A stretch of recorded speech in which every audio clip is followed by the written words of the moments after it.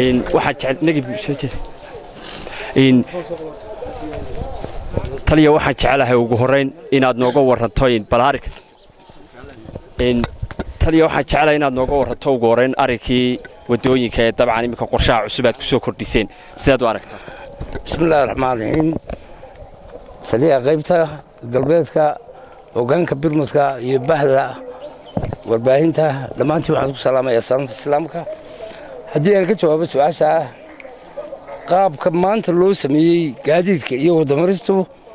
tii hore 10 jeer iyo in ka badan bay ka fiican yihiin kow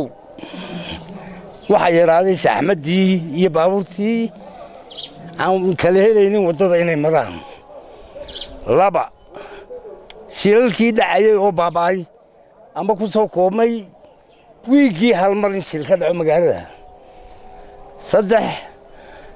nabadgelyadii oo iyaduna dhinaca gaadiidka markay tahay taam noqotay intaa marka laysu geeyo waxaa cad in 10 jeer ay ka faa'iido badantay si hore ay ahayd haddii ilaahay ka dhigo